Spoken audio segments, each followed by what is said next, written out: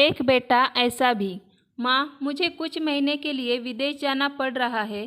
तेरे रहने का इंतज़ाम मैंने कर दिया है। तकरीबन 32 साल के अविवाहित डॉक्टर सुदीप ने देर रात घर में घुसते ही कहा, बेटा तेरा विदेश जाना ज़रूरी है क्या?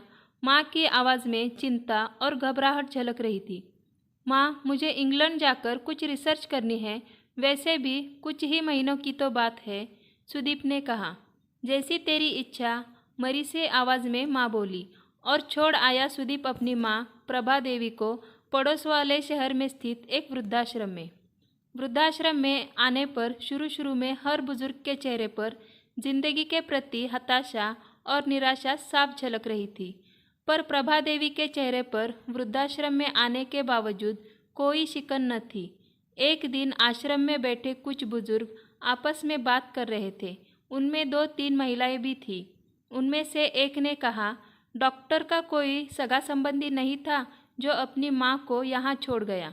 तो वहाँ बैठी एक महिला बोली, प्रभा देवी के पति की मौत जवानी में ही हो गई थी। तब सुदीप कुल 4 साल का था। पति की मौत के बाद प्रभा देवी और उसके बेटे को रहने और खाने के लाले पड़ गए। तब किसी भी रिश्तेदार ने उनकी मदद नहीं की। प्रभा देवी ने लोगों के कपड़े सिल कर अपने बेटे को पढ़ाया।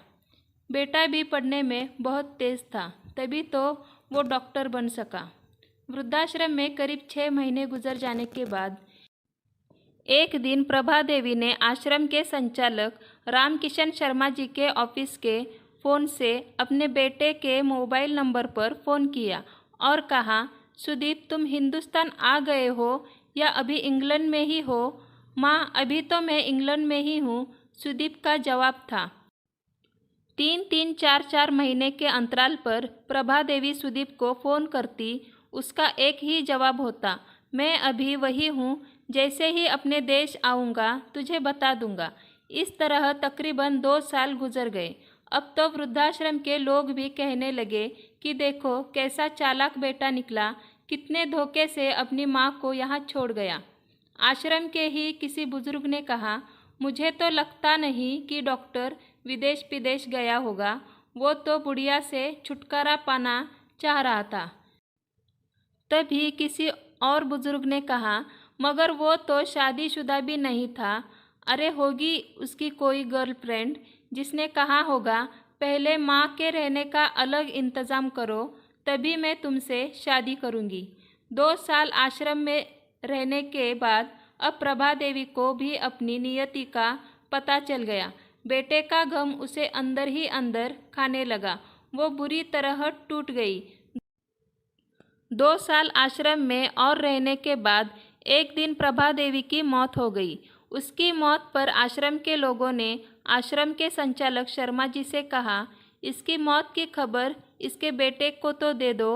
हमें तो लगता नहीं कि वो विदेश में होगा, वो होगा यही कहीं अपने देश में।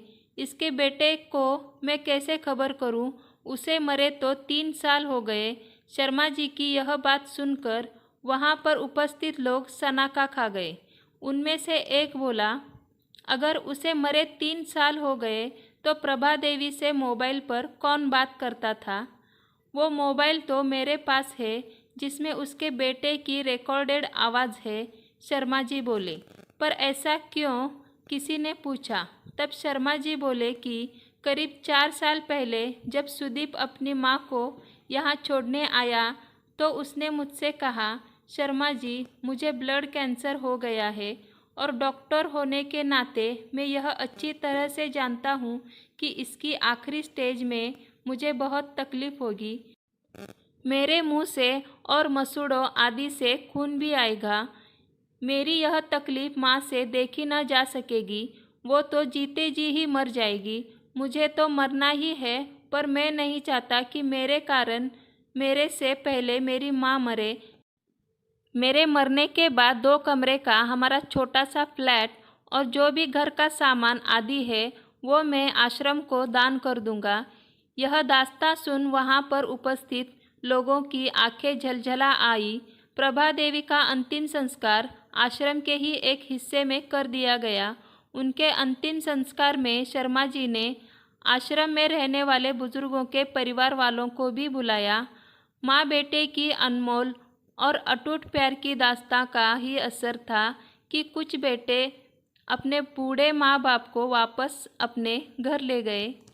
कहानी अच्छी लगी हो तो प्लीज़ सब्सक्राइब और लाइक और शेयर करें।